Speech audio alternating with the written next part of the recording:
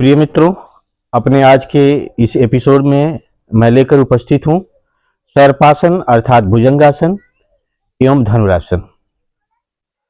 जहां तक सर्पासन का संबंध है तो इस आसन का नियमित अभ्यास करने से ऐसा माना जाता है कि रीढ़ की हड्डी सर्प जैसी लचीली हो जाती है और साथ ही साथ धनुरासन का अभ्यास करने से भी लगभग यही लाभ होते हैं।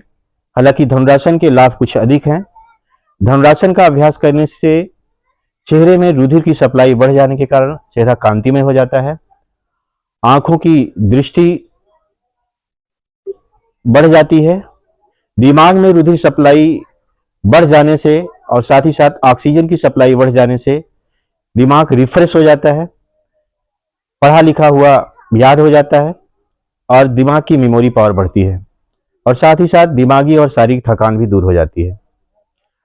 सर्पासन और धनुरासन के नियमित अभ्यास से कटी प्रदेश अर्थात कमर एवं रीढ़ की हड्डी को विशेष लाभ होता है, पेट की चर्बी गायब हो जाती है और आमाशय में जठराग्नि उद्दीप्त होने से कब्ज एवं एसिडिटी की समस्या दूर हो जाती है और साथ ही साथ फेफड़ों में रुधिर सप्लाई बढ़ जाने और साथ ही साथ श्वसन क्रिया में के दौरान ज्यादा से ज्यादा ऑक्सीजन लिए जाने के कारण फेफड़ों की ग्रेस्पिंग पावर बढ़ जाती है और रुधिर में ऑक्सीजन की सप्लाई बढ़ जाने के कारण पूरे शरीर को विशेष लाभ होता है। तो आइए हम समझने की कोशिश करते हैं कि ये दोनों आसन करते कैसे हैं। तो सबसे पहले हम सर्पासन का प्रदर्शन करेंगे और फिर उसी के साथ ही धनुरासन करेंगे। तो आइए देखते हैं।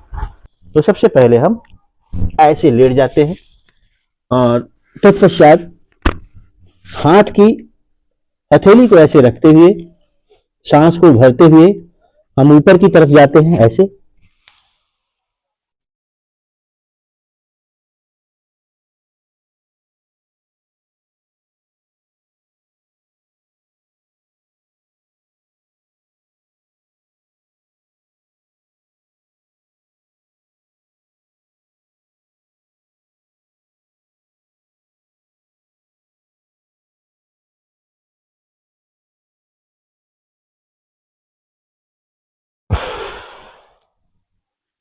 इस आसन में जो आकृति बनती है वो फन फुलाए हुए नाग या सांप की तरह बनती है, इसलिए इसे सर्पासन या भुजंगासन कहा जाता है।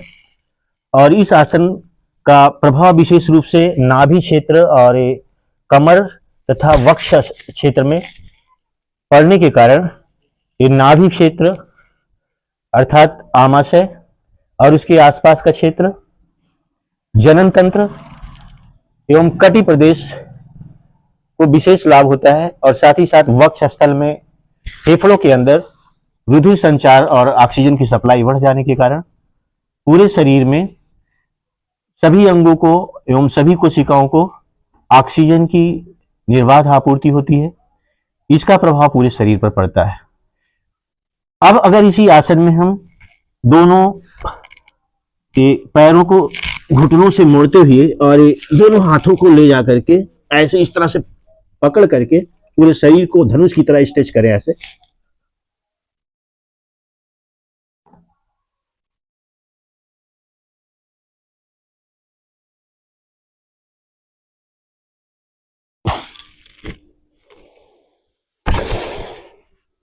अर्थात सांस को लेते हुए पूरे शरीर को स्ट्रेच करते हैं। तो यही आसन धनुरासन कहलाता है।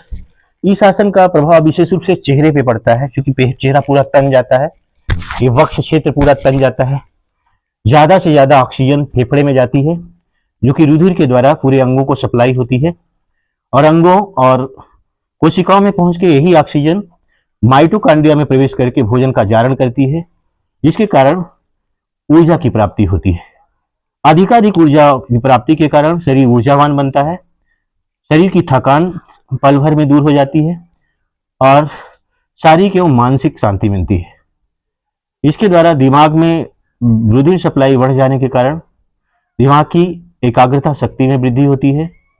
यदि इस आसन के बाद दिमाग का ईईजी किया जाए, इलेक्ट्रोएंसेफेलोग्राफ किया जाए, तो ऐसा पाया जाता है कि उसमें विशेष बदलाव देखने को मिलता है। यानी इसके पहले और इसके बाद के ईईजी में काफी बड़ा अंतर दिखाई देता है, जो कि इस आसन के कारण होता है।